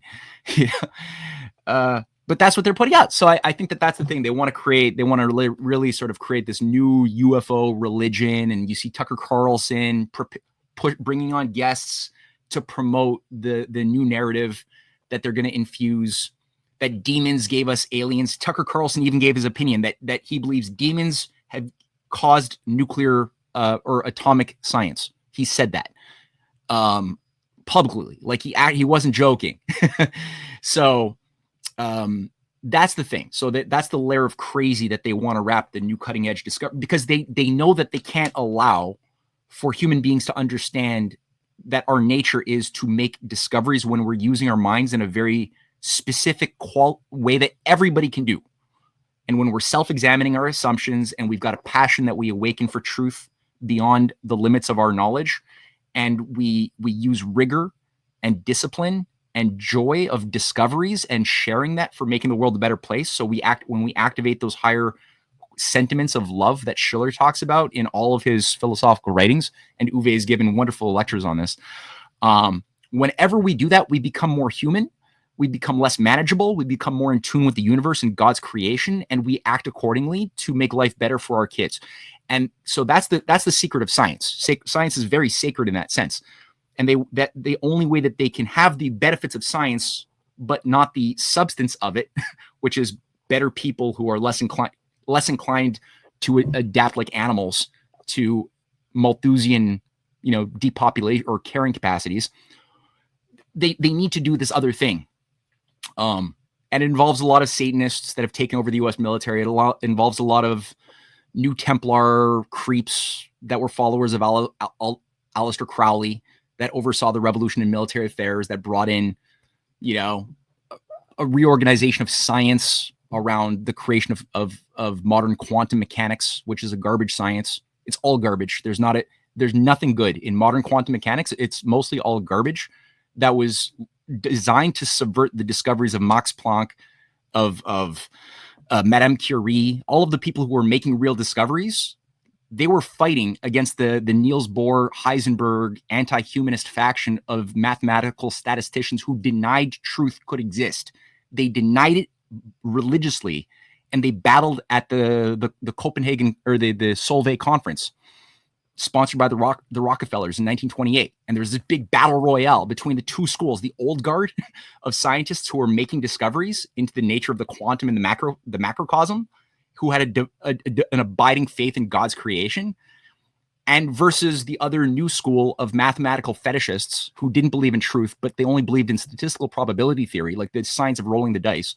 And that the only science permitted should be a science of statistical descriptive modeling, which would be a modeling that would be conducive to creating imaginary universes and dimensions to justify string theory models, and Big Bang cosmology, which would have they would just start grafting on a make-believe universe, calling it science, that could justify everything and anything. And there would be, so there's this big fight, and we were told that Einstein and Max Planck were the old guards. They lost because they were obsolete, and the new guards of the Copenhagen school, they were the creative vanguards of the new standard models, right? And that became the thing that was put into the Manhattan Project. So the only scientists allowed to start managing science in the secret science programs of the followers of H.G. Wells, which was the Manhattan Project. They were the followers of this, like Oppenheimer and Szilard, and they were people who denied truth. They brought in the Copenhagen interpretation, saying that only scientists who abide by this will be allowed to keep their jobs, and those who don't will be fired. They iced out, Kurt Gödel and Einstein were iced out. They weren't allowed to play a role in that. Max Planck was iced out of German science because the only scientists that were allowed to sort of come into managerial positions were scientists who were part of the occult. Maybe they were the exception now and again because they still needed talented scientists to come up with discoveries at the end of the day. So you did have some engineers that were brought in who were not necessarily occultists, but a lot of them, the best minds, were iced out of it. So, Max Planck was in Germany, but he wasn't allowed to play a role in science.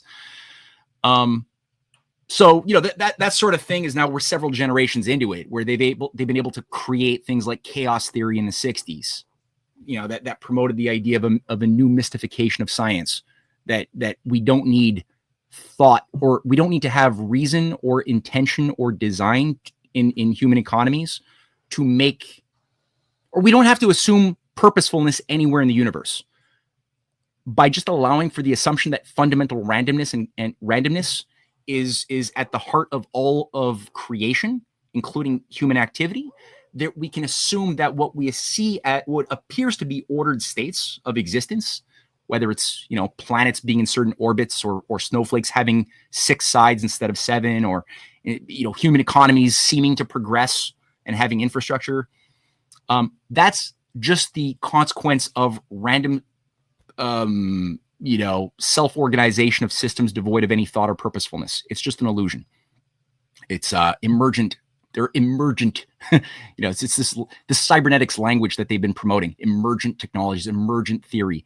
That that AI will naturally become emergent and start self-reflecting and becoming sentient at some foreseeable, 2045, and then it'll start deciding that we're a virus that has to be exterminated unless we integrate. Right. So Elon and Peter Thiel have this great solution, and Yuval Harari have this great solution to avoid extermination by the future AI that probably have already time traveling powers that maybe already seated Donald Trump's grandson, Barron Trump, who had visited us in the 1890s, and then Trump is a time traveler with Bobby or John F. Kennedy Jr. And they've built up a pretty wild cosmology premised around this idea. But the whole thing is based on a rejection of what people like Max Planck and Franklin Roosevelt and Leibniz and Kepler and Plato, all of the people who moved society forward and broke the powers of the empire, they all thought in a very different way about the nature of the creation, and the process of creating, and the moral effects of living in a world where everybody is made in the living image of a reasonable, loving creator. That idea that gave rise to the American Revolution, that Benjamin Franklin was governed by, that Abraham Lincoln was governed by, that spread around the world in a science of political economy that nearly destroyed the empire, unless they did 2 world wars and demoralized people again and broke this out of us. That reality is I think much more in tune with truth, and they have to always obscure that. Oh shoot. Oh, what happened to Matt? Let's hope he's back. Yeah.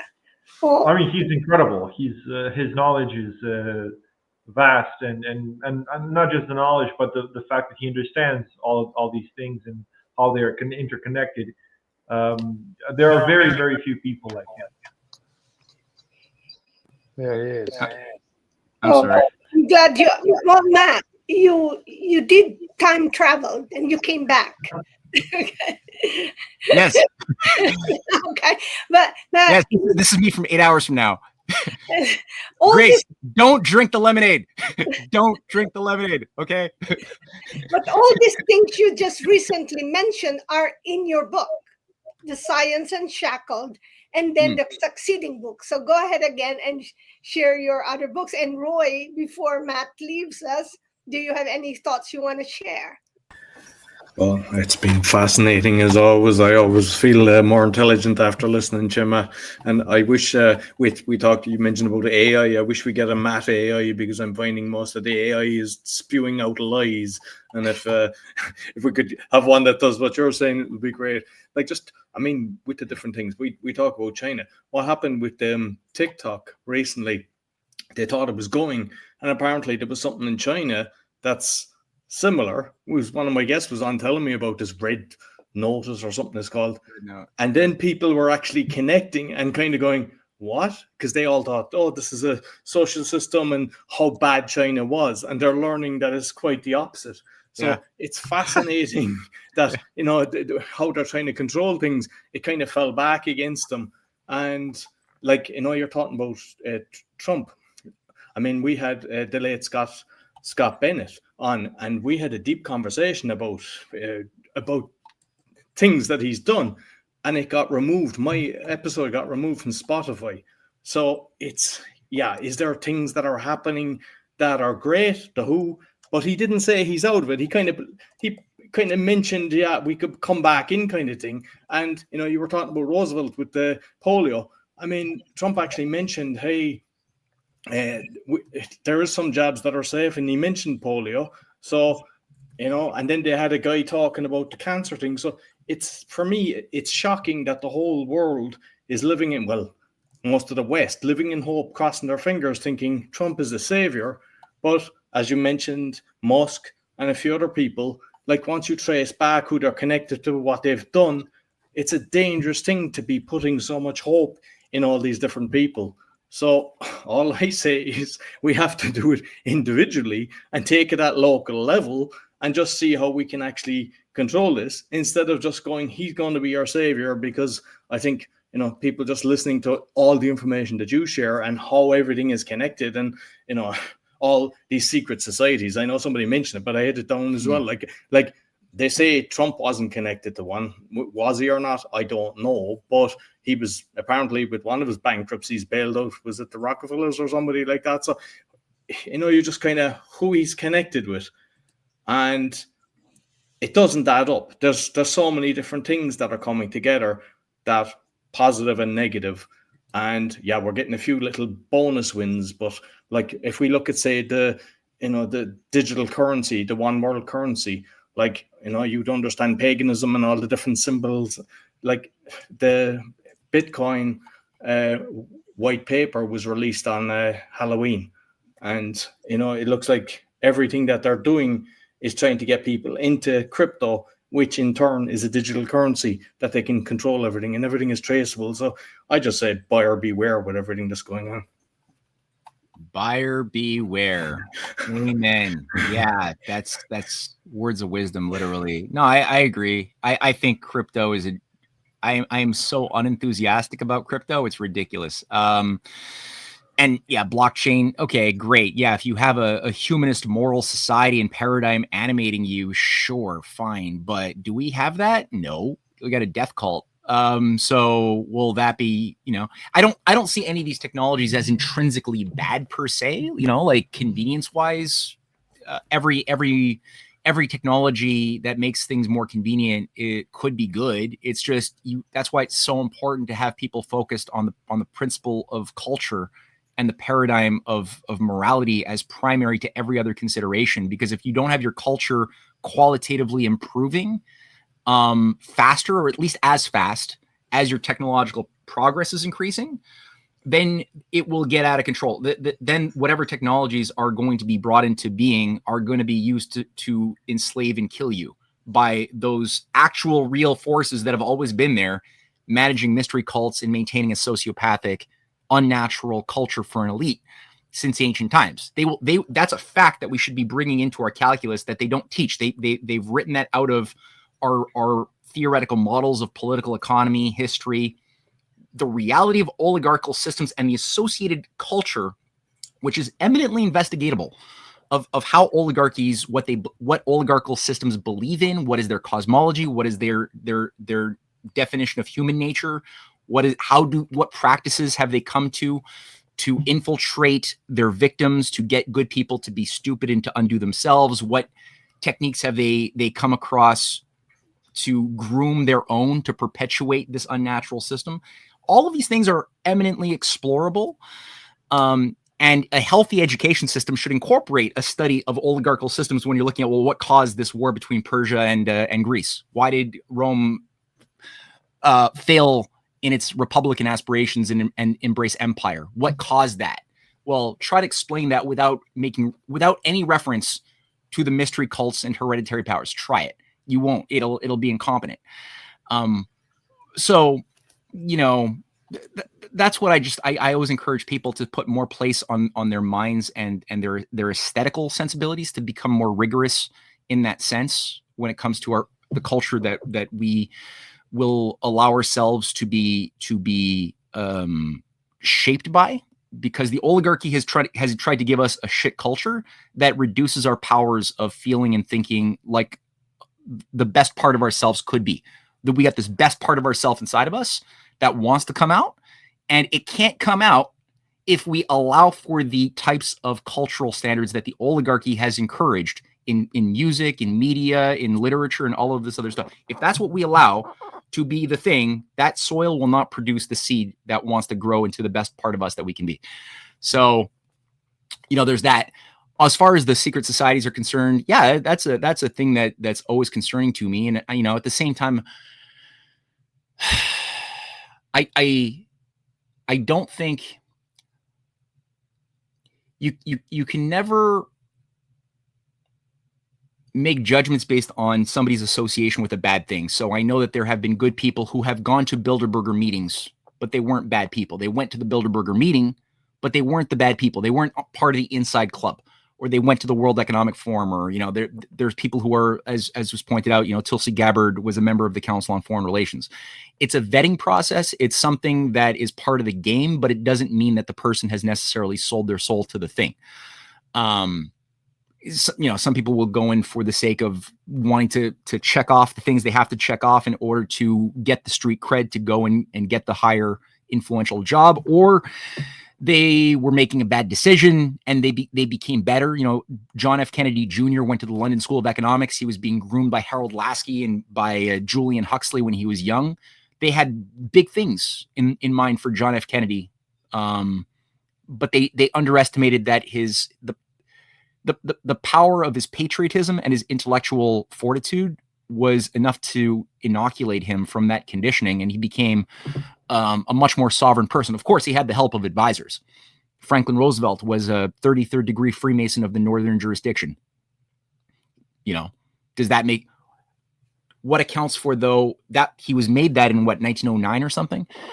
He went from the first degree to the 33rd degree in like 6 months. That's unheard of. But he was playing the game. Like, it took J. Edgar Hoover 35 years to become 33rd degree. J. Edgar Hoover. So they made J. Edgar Hoover really wanted it. It was his life's mission to become initiated in the 33rd degree as a higher fool of the machine. They just put a rubber stamp on FDR because they're like, oh, you're born into a rich family, you got to do this. And they just gave him in 6 months. Ridiculous. They're like, okay, you got the rubber stamp. All right, now you can become naval secretary. Right. But so in some people, they just see it as a way to make associations, build careers, go through the thing, but they don't actually immerse their identity into it. So that's the thing I look at today. I mean, I don't know who is and who isn't a part of the thing, who's gone through the game in order just to like get street cred and to fight, and who has actually sold their soul to the devil. who, you know, one of the things I've noticed is that within a lot of these nefarious occult, like mystery cults, there's certain things that the initiate is told to do. They made fun of it there's a version of that in Kingsman, you know, the movie Kingsman, where after doing a bunch of exercises and being tested, you have to like do something cold-hearted, like kill the puppy that you've been bonding with for 6 months. And for those who kill the puppy, they're told, you passed the test. Okay, go on to the next level. And for those who don't kill the puppy, they're told, you passed the test. Go on to this level. And both of them now are living in two different worlds, thinking that they're experiencing the next degree of their thing, but they're not. There's two. One has been identified as being intellectually not as useful, and they will get a different set of, you know, 11th, 12th, 13th degrees after that. They're permanently labeled as not as useful. And then the ones who killed the puppy, they've got a different destiny in store for them. So these are all considerations that you have to kind of bring to the table when looking at these things in our current age. And I have a lot of hope that Russia, China, India, and the multipolar alliance, I've seen enough evidence that has totally persuaded me that their intelligentsia has a very good sense of the enemy, is playing a very sophisticated game, but is very committed to survival, where we are in much more precarious grounds. Our patriot class is much less educated, much less sophisticated, much more sloppy, and thus much more inclined to make bad decisions when it counts. And so that's the warning I'm putting out there. We got to be less sloppy if we're patriots who don't want to die, you know. And just finally, I mean, what you mentioned there, I know somebody that's in the Freemasons, and I think he got to 18 degrees. He's the nicest guy that you could meet. And you know, we have to stop associating, and sometimes there's good. And even I know people that were going to Davos, and I was saying, I don't want to go there. And they basically said, we have to bring light into the darkness. And I was, ooh, I like that. So, you know, instead of walking away from it, bring light into the darkness. Yeah, I mean, you know, if you can do it, if you got the strength to go in there, go in there, do what you got to do, right? Need a big flashlight. Yeah, don't drink the baby blood. Just go in. Yeah. Well, thank you, everyone, and thank you to Uwe. Thank you. He needs to go, but thank you, Uwe, and follow Uwe in his Substack. The Never Again is now global.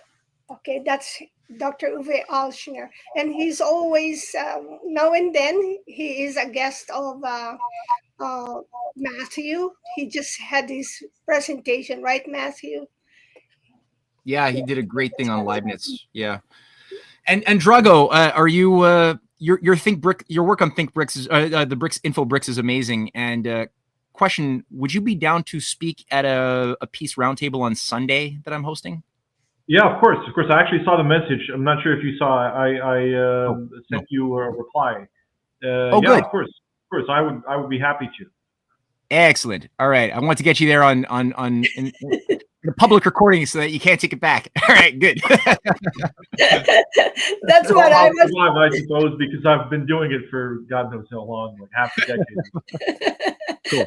Great. That's what I was thinking. And of course, all links to Matthew's Rising Tide Foundation, CanadianPatriot.org, Matthew Ehret Substack. And there's another one. You have another Canadian, that's 17. Oh, don't worry about it. It's already too much. CanadianPatriot.org is all my books. And Substack, MatthewEhret.substack.com. A lot of good stuff there too, I hope. So, and do support also Roy Coughlan in his Awakening podcast, and we'll continue to connect with me. And if you have any question, it will be at graceasagra.com.